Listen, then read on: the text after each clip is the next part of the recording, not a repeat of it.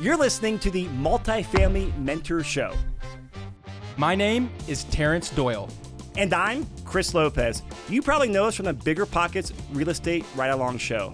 Well, now we're talking everything multifamily. We bring in top industry experts from around the country to come join us in our Denver studio for an in-depth, in-person conversation. We're going to be diving deep into deals, underwriting, raising capital, and everything in between.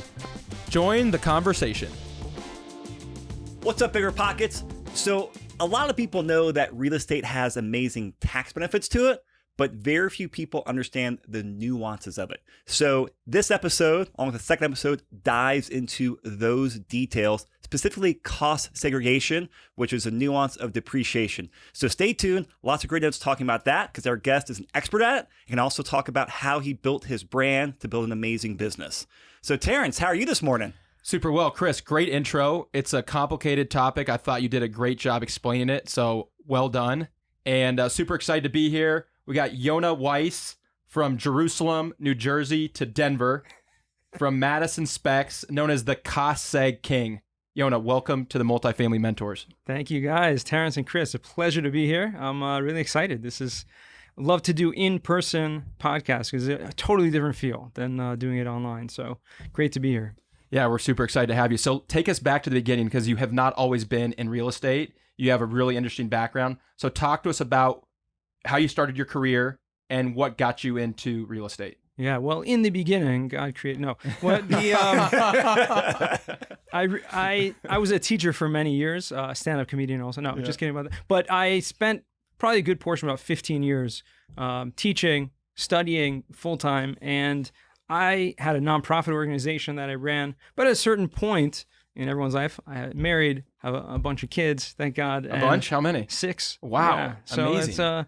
It's at a certain point you realize, okay, the income, the salary of a teacher is not that great, and you gotta start figuring out some other things. So I decided to look around, and I had at a certain point, and I was maybe a midlife crisis, if you want to call it that, but at a certain point I realized I wanted to do something else besides just teaching, just doing that. And I realized that very quickly, I asked a bunch of friends, real estate in general, the industry was an incredible industry, a lot of opportunities. And it was essentially two things that I asked myself.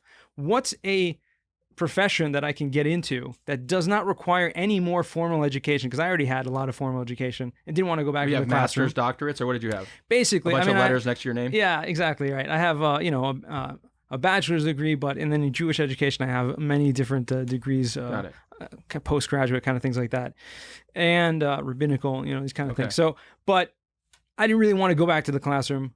So I said, what's a profession I can get into? I don't necessarily need any formal education, number one. And number two, what type of career can produce the maximum amount of potential income? And real estate checked both of those boxes. And so for me, it was like a no-brainer. There's so much content online, right? Bigger Pockets, obviously, was one of the first places I found and went. And a lot of friends that were in real estate. So that's kind of how I decided to make that transition from the teaching, and started out doing with a good friend of mine, doing some commercial mortgages. He was a commercial mortgage broker for many years. I basically sat with him for about 9 months in his office, just learning everything about commercial real estate and all of the basics, and literally just apprenticed him. And so zero income.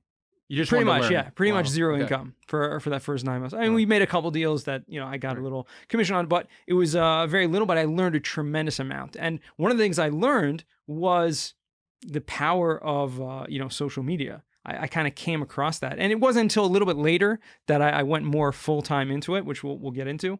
And I kind of hopped around from different things, became a real estate broker, and was doing some residential, did some fix and flips with this friend of mine. The same one was a broker with. And I realized that wasn't for me. I didn't enjoy that. So looking around, this opportunity to work for Madison Commercial Real Estate, a larger company, amazing company based in Lakewood, New Jersey. They had an opportunity in cost segregation company. And I was like, okay, let's see if this fits. And as soon as I learned about cost segregation, I knew a little bit, but as soon as I went deep into it, I realized this checks a lot of boxes for me. Number one, nobody knew about what this was. Basically, almost nobody knew what cost segregation was. I literally asked everyone that I knew in the commercial real estate industry, do you know what cost segregation is? And I got two answers. There was one of two. Right? It was on two ends of the spectrum. The first answer was yes, of course, cost segregation. I use that on all my properties. I do that, doing it for years. Incredible way to pay little taxes. The second answer was I have no idea, never heard of it. Right? And there was no middle ground. There was almost nobody exclusively that, oh yes, I've heard of it, don't really use it. Whatever. So I realized very quickly that there was a huge, and that was the majority of people that didn't even know what it was. Yeah. Yeah. So I realized very quickly, here was an opportunity to just kind of use my teaching background to just get the message out there and, teach people, doing webinars. And that's really what my position led to be, is just doing webinars, podcasts, etc. So before we dive into cost seg, I want to take a few steps back because your story there sounds very powerful. I want to pack it some. Yeah. Because you talked about you made a 100-degree career change, and you had your new education in real estate, you bounced around, and that's how a lot of people's careers start. Myself, Terrence, we've done stuff, we've evolved, and we got a ton of viewers out here that they are getting into real estate or starting into real estate. Can you put yourself back, 6-7 years ago and give some advice to these people out there making career changes and trying to figure out their path in real estate, both for careers and investing? Absolutely. I think you're absolutely right. Real estate is something that a lot of people come into after doing a lot of different things, or after working in corporate America for many years and they want to kind of get out. And even for young people, right, that want to get into it, there's some really basic things that I would say is great advice for anyone, including myself. Number one is, don't be afraid to ask questions. Like, just find out. There's so many people out there that are willing to share their knowledge and their experience. And that kind of leads to the second piece of advice, which is find a mentor. And that's the name of this show, right? But seriously, find a mentor and apprentice. Apprentice is a skill, really something that you pick up. If you want to learn the violin, for example, it's, you can watch videos online and figure out how to do it. But if you find a teacher, someone that can actually show you, who's been doing it for years, can show you all the tricks that you need to do to advance yourself at a much faster pace, that's what you need. So it goes without saying, the name of this show, right? Millionaire Mentors. Yep. There's so much truth to that. So that's a huge piece of advice that I would give to anyone. Find a mentor, because that will fast track you. That will literally get you to where you want to go faster. So speaking of asking questions, YouTube viewers, you have questions, put in the comments. We watch them. Pick the brain of the cost seg expert. Ask questions. We will answer them. So I love, just to summarize, Yonah was a teacher, professor, had a growing family, transitioned, basically midlife, 30s, early 30s? 30, 35. Early 30s, basically pivots, full stop, and is like, I want to get into something new. And I think the punchline for the audience is, you can be at any stage in life and get into real estate. It's never too late. Something that, someone we all follow, Gary Vee, he says that, like, you never realize how much time you have. Like, the world wants to tell you that you're behind, everyone else is, crushing you, but you can get in at any time. And so I love that. At point number one. I think the second point is, you took 9 months off, probably a year, just to learn a new industry. You weren't like trying to fast track it and make a bunch of money in your first week or your first month or your first year. You're like, you know what? I'm going to go learn the fundamentals from an expert, right? And that's where we talked about mentors. And so I think that's a great point for the audience. So many people reach out and they're like, how do I go make a bunch of money? How do I make 6 figures? I want to do this. I want to do this. It's like, just go learn the fundamentals, learn the business, go learn something from someone and be willing to do it for free. I had a gentleman in my office on Monday, had just gotten out of the Navy. He's 24. He was a Navy diver for 5 years. And he's like, I moved from Oahu to come to Denver. I'm going to DU. The GI Bill's paying my education. And I want to work for Verico and I'm willing to work for free. I just want to learn real estate. I came to Denver because I want, and that's like insane. You never hear that. That's probably one of the first people that's been like, I moved here. I just want to learn from an expert and I want to learn how you did it. And I'm willing to work for free. And so I love that. And I think that is such a valuable, but it's kind of lost in our culture in this generation because it's like everyone wants to get rich quick. Everyone wants it to happen yesterday. And no one's willing to put in the time to learn the fundamentals. And the fact that you did that in your 30s with a family, I think is incredible and something that everyone needs to really like take time and think about and let that sink in. So I love that. Okay, now moving on to cost seg. Explain to us, what is cost segregation? It's a weird name, right? But it is a tax deduction, like Chris mentioned in the intro. It's an advanced form of depreciation. And so you hear this word depreciation, and it sounds like something negative, right? Oh, something's going down in value, right? You know, your car depreciates when you drive it off the lot, but it doesn't really. And so it's a name, and it's a little confusing because depreciation is really just a name for a tax deduction that the government gives for buying a property. Besides for your personal residence, any business or investment, right? Commercial property, even residential, you can take this tax deduction. Essentially what it is, the money that was spent, right? You bought a house for $100,000, property for $1 million. You now take that $1 million and you get to take it as a tax write-off, the entire amount. Okay, that's what depreciation is. However, you have to do it over a long period of time, right? A 27.5-year period for residential or multifamily properties. And for commercial properties, it takes 39 years. So kind of arbitrary numbers, but essentially you're able to take that tax write-off a little bit every single year, and that reduces your taxable income. So that's what depreciation is. So I want to just pause and kind of repeat that there because this is a foundational step for getting a cost seg. Right. So have the $1 million property, and let's say it's residential multifamily, since that's what we're interested in here.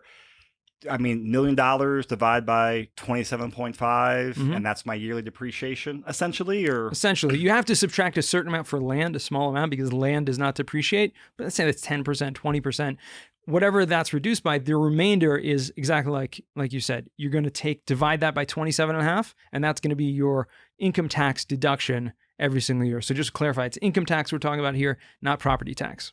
Perfect. So let's break that down, and the editors will put the numbers on the screen. But you buy $1 million property, a fourplex in Denver, basically $250 a unit, which is market, right? Yep. So $250 a door, and let's say the land is worth 20% for easy numbers. So the land was worth $200,000.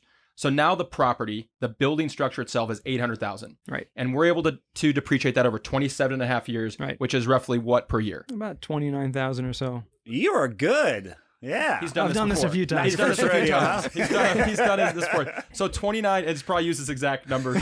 So $29,000 a year. So which means if you have a W-2 income, this is powerful. This is where it gets really exciting. If you made $30,000 of W-2 income, right? $30,000, you now pay taxes on $1,000. You're able to deduct $29,000. Is that accurate? So we'll talk about in a little more detail about whether this can be used against your W-2 income or whether it can be used against your rental income, your real estate income, because there are two different buckets, so to speak, of where this depreciation can be used to offset. And depending on your total adjusted gross income, you can use some of this against your up to $25,000 against your W-2 income, unless you are a real estate professional. And I would love to touch on this in a little more detail, this real estate professional status. Yep. But to clarify, this depreciation deduction is used against what's called passive income or rental income. And okay. So if I were to flip a property, or if I had $30,000 in income from rentals, and that was $30,000. So let's say I bought a property, flipped it, made $30,000. Then I could basically take the deduction from buying this $1 million fourplex after the land and write off the entire flip. Yeah. Or if it was rental income. If it's rental income, or if you're a real estate professional, then yes. Okay, cool. Great. So moving on. So we've understand that and this is one of the advantages to multifamily versus commercial. Because if I go buy a retail or a gas station, grocery store, or an office building, I don't depreciate it over 27.5 years. I would depreciate over 37.5? 39 years. 39 years, correct. Which just means it's less money every year to deduct. Correct. Which is an advantage to buying multifamily. Exactly. Great. Let's continue on with the course. All right. Yeah. So we understand what depreciation is. And as I mentioned, cost segregation is just an advanced form. We can call it cost seg because that's kind of like the cool, sexy term. Yeah. The cool kids say cost seg. Right. But it's an advanced form of that, which essentially, instead of taking the entire property and lumping that, $800,000 into a 27.5-year schedule to take a little bit every year, you can depreciate different assets or different components within the property that depreciate on a faster rate or a faster schedule. So for example, and this is what the entire process of a cost segregation is, it's an engineering study of a building to break out every component that depreciates faster. So for example, you have stuff in your property that depreciates over a 5-year schedule. For example, anything that's non-structural. So this studio is a great example. We can look around and see there's wall coverings. All that's non-structural. Carpeting,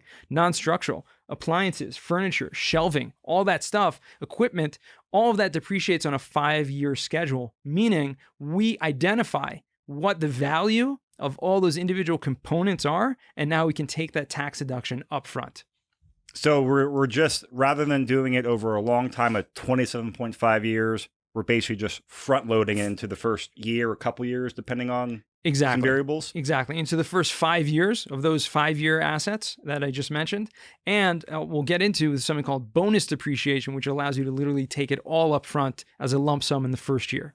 All right. We're drinking from the fire hose. I love it. Yeah, this is a lot of numbers, but we'll unpack it with the edits. So let's talk about non-structural. So tile, flooring, cabinets, countertops, everything inside a unit. So let's say an average number is $20,000 a unit. You have 4 units, stick with a fourplex. So you spend $100,000 remodeling a building. So now I spend $100,000 and I can depreciate that over 5 years. So $20,000 a year. So on top of the other depreciation of 27.5 years, now I get to depreciate another $20,000 based on the improvements. Correct. Is that right? Exactly. Yeah. And I do want to kind of break apart what you just said, Terrence, because you're talking about doing the improvements, correct? Right. But you can do the cost segregation not just on the construction or the improvements, but even on the acquisition itself. Meaning we're going to take that purchase price, however much you spent, and reverse engineer the property to figure out how much all those components that already exist in there, how much you can now break that down and take the value of those individual components and take them at a faster depreciation. So even if I buy a turnkey property where I'm not having to do any rehab or value add, a turnkey property can still qualify for cost segregation and bonus depreciation. Correct. So even if someone doesn't do value add like someone myself, so someone that's not doing construction, they can still get the same benefits of cost segregation as someone that does value add and does a bunch of construction. Exactly. It doesn't. You guys are going to depreciate the same way and do the same study. Right. Exactly. I mean, it's going to be a different study when you're going to do an extra amount of renovations or capital improvements. On top of the acquisition cost, you're going to also get the benefits from the money that was spent on the capital improvements. Okay, great. So then is this a good point to transition into when you acquire the property, what you can do in that first year? Sure. Okay, so talk to us about that, because this is something we're going through right now. Our company's acquired, a bunch of real estate this year, and this is how you and I met. I was like, listen, I need to do cost seg on the acquisition. I heard about it from a friend that had bought a big building, and I didn't even know that it was possible. In the past, I had just done cost seg after I finished a major construction project, and it worked out amazing. But this year, 2021, I learned that on an acquisition. I thought it was 2020 for a second. 2021 is the year we're in. We're talking about multifamily.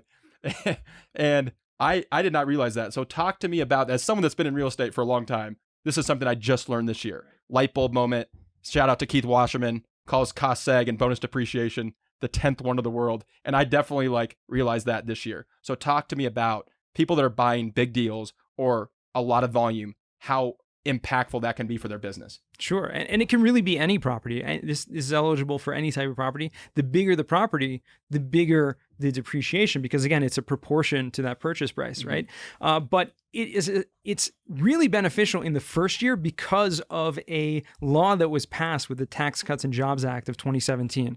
And what that did was created a rule called 100% bonus depreciation, which allows you to, instead of taking the regular cost segregation, which puts 5-year property on a 5-year schedule, all that personal, all the stuff that's non-structural, land improvements, which we didn't mention, but all that stuff is on a 15-year schedule. So parking lot, right? Concrete, landscaping, fencing, anything outside the building.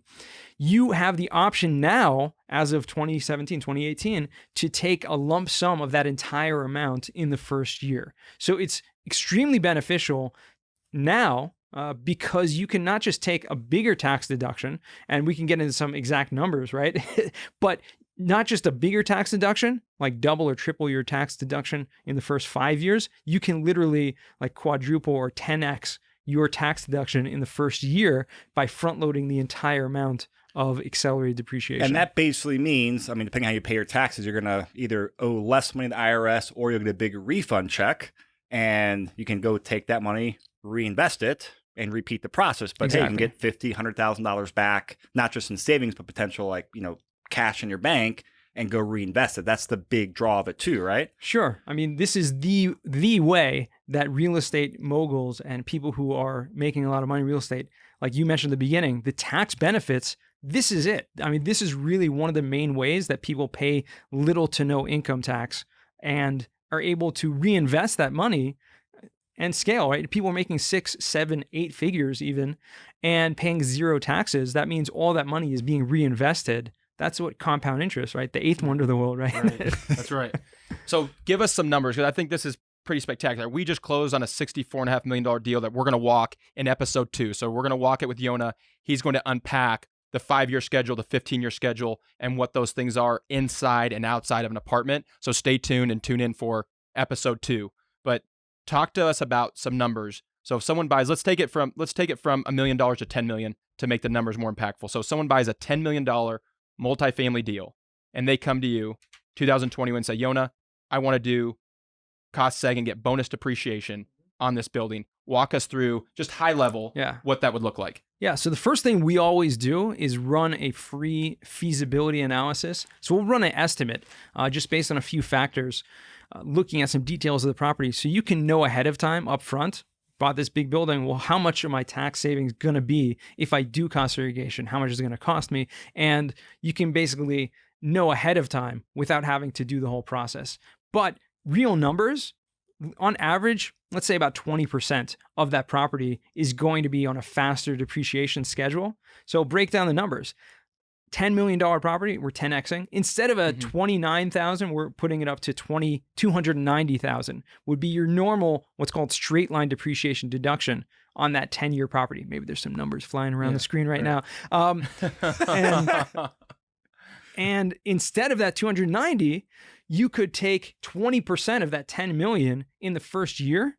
Okay. So $2 million. $2 million as a tax write-off. So if you made, let's say you made your net operating income from this property, this $10 million building is, I don't know, what's a good net operating income from a $10 million property, Terrence? $400,000 or $500,000 is really what it's going to be like in Denver, a 4 or 5 cap. Okay. Yeah. So $400,000 or $500,000. If you now get a $2 million deduction, you pay zero taxes on that $400,000 and $500,000, and you have an extra, $1.5 million of what's called passive losses. And if you have other income from real estate, or you have, if you're a real estate professional, you can use that against any other source of income that you or your spouse make. And so this is one of the reasons, like we said, you're making huge amounts of money. Now, what do you do with that extra? If you can't use it in the current year, it just carries forward, right? You can use it next year. So you don't lose it. You don't lose it. It carries forward up to 2 years, or it in carries perpetuity? Forward indefinitely until either it's used up or you sell the property, whichever comes first. Got it. So these are some pretty impactful things. So people watching, if you're a real estate professional, I mean, this was me this year. I mean, I've been doing real estate for the last 10 years, flipping properties, buying multifamily, and never understood this aspect of cost seg, of the bonus depreciation on an acquisition, right? Because in a typical year, we're buying, selling, refinancing. And let's say we're selling multifamily, and in Denver with prices the way they've gone, sometimes you're selling things and you have 7-figure wins, like profit. And this is the way to offset that, right? You buy a building for $3 million, put $500,000 in, sell it for $5 million. You've got $1 million of like profit there that you're either going to have to pay taxes on, or you need to be able to offset somehow. Right. And this is how. Exactly. You buy a $10 million building, put probably $2.5 million down, and you're able to almost offset all of the money that you put down and offset any other those 7-figure wins you had. It's crazy. Which is crazy, right? So you're increasing your cash flow without actually having to pay more in taxes. Now, the caveat to that, people are out there like, how are these guys not paying taxes? We probably pay millions of dollars a year in property taxes and in sales taxes when we're buying materials. So even though it may not be income taxes being paid, the amount of property taxes being paid by these people, by operators and investors that are offsetting income tax is a massive number. Exactly. Right. So taxes are being paid. The economy's being grown. There's jobs being created. So I don't want people to get the wrong impression from that, because it's definitely a positive thing. For sure. And I think Tom Wheelwright in his book, Tax-Free Wealth, talks about how depreciation and tax deductions in general, or the tax code, works as an incentive system, right? The government has certain activities that they want to incentivize. Yep. And so they give tax deductions to those activities to help increase production, help increase growth in the economy. And so it's everyone needs to live somewhere, right? Everyone needs to, and real estate is one of the biggest industries that helps job growth. People need a place to live, and especially nowadays, renters are much higher amount and is in a growing trend, more than people buying their own residence. So you need people buying multifamily properties. You need people buying commercial properties. So I want to relate this cost example and front load this depreciation up to, some more tactical examples for our viewers, because we have people out there, they're syndicators being operators, and also people that are LPs. They're just investing the money. So in this example, $10 million, let's say Terrence is the operator, and I'm an LP where I invest, say $100,000, easy math. How's that change things now, since it's not just Terrence owning it, but now it's, Terrence's syndication, and I'm one of many limited partners investing capital in there. How does that work out? Right. Well, that works out in a way that every limited partner owns a portion of the property. They own a portion of the equity of the property, and they're going to get allocated to them the percentage of depreciation according to their percentage of ownership. So if you invested $100,000 and that gave you, a 5% ownership of the property, just simple math, whatever, just making that up, but you now get 5% of that total depreciation. So of that $2 million, right, you're going to get, $100,000 of tax deduction. That's 5% of $2 million, which means you invested $100,000, you get back in the first year with this bonus depreciation, $100,000 tax deduction. So to take that a step further, and I think that's a powerful thing that everyone should pause and let that sink in. An LP that owns 5% of a deal puts in $100,000, 5% of the depreciation. A lot of the times it's going to be dollar for dollar depreciation, a lot, sometimes higher, sometimes lower. Now, when you do larger deals, this is what gets really interesting. When you do larger deals, let's talk about 25, 30, 40, 50, 60, $70 million deals, right? Lending gets much more aggressive, right? So we just did a deal and we got, I think, 82 or 83% of total cost, 3% interest only, non-recourse. So now I'm getting a loan from a publicly traded entity that's giving us money that's non-recourse, which basically means if I don't commit fraud or do anything illegal, that I don't have to guarantee the loan. So if the economy crashes or the world ends or any of those, doomsday type people, if that happens, I don't guarantee the $55 million. But what's great about those kind of high leverage, non-recourse loans is that we put maybe 15 to 17% down, but we're going to be able to depreciate over 20% of the property. So now every dollar that someone put in, right? We just raised, I think, $16.5 million. But every dollar we put in is actually worth maybe $1.30 in depreciation. So for those high net worth, really institutional, sophisticated investors, it's a massive, massive win, which is why you hear Grant Cardone and all these other people talking about bigger deals are better, because the leverage you can get and the terms on the debt in conjunction with the tax benefits are massive, and they're disproportionate, really. They're disproportionate to the smaller deals. And so not that smaller deals are bad. I started my career doing those and phenomenal and built, a lot of, great income and wealth from that. But what I've been learning and what I want to pass on is when you take this cost seg and depreciation and go a couple steps forward, it gets really, really interesting. Any thoughts on that? Yeah, it does. And one thought that I will just highlight that you said is the depreciation is based on the purchase price, regardless of how much money you actually put into it. And so the more you take on as leverage, obviously there are pros and cons to taking on higher leverage. However, the more leverage you get, meaning the more money the bank is putting up, that means the more tax benefit you will get. If you pay all cash, that your total return from the tax perspective is going to be much less. This is fascinating. That's a great thing to think about. Yeah, that's a great thing to think about, is that you have to be careful with leverage, right? But if you're calculated and you're an expert in a certain area and you can make a calculated risk and take that kind of and do that kind of project and take on a little bit more debt, the more debt you take on, actually you get more benefit in terms of a tax perspective. So, and more of that to come on the second episode. Yeah, I'm going to have to jump in there because we actually have to go walk the property in a few minutes. We got two final questions for you. The first one is, we started talking about mentorship in the past, and this show is called, Multifamily Mentors. Who has been a very impactful mentor in your life that's helped you, career, life, whatever it is, but who's been that person and what they do for you? There have been many. I'll just mention, because you mentioned earlier on, Gary Vaynerchuk, Gary V, is someone that I learned from a tremendous amount, especially with regards to social media and in terms of building business development, because it can be any industry that you're in, anything that you do. If you give back, number one, a couple principles, right, that I learned from him that I'll just highlight here. if you give back and just give and give and give, his one of his famous books is jab, jab, jab, jab, right? He wanted to call it like jab, jab, jab like 20 times and then but the editors had to cut it down to just 3 jabs. But the point is, the premise of the book is just give and give and give and give, add value, add value, add value, do for other people without expecting anything in return, and you will get back, right, so much more. And when the time comes to, ask for something, the time comes to do a sale, it's going to be so much easier because you've already given, you've already added value. So that's one huge thing. And the fact that, right, social media in general and using that for your business is a long game, right? It's something that takes takes time, but if you consistently do it, that will, you'll see fruits, you'll reap the harvest. Amazing advice. Last question for you. What would you call your superpower or unique ability? Like, what do you bring to the table that just, man, you're the expert on? I think coupled with what I just mentioned is just giving. Like, I go out of my way above and beyond to just help other people, whether it's through making introductions, whether it's, connecting people together, whether it's just, giving advice or helping people. Whenever that opportunity comes to me, I'm just happy to do that. All right. Well, we've got Yonah, the Cost Segregation King here. What's the best way for people to learn more about you, and how can they contact you?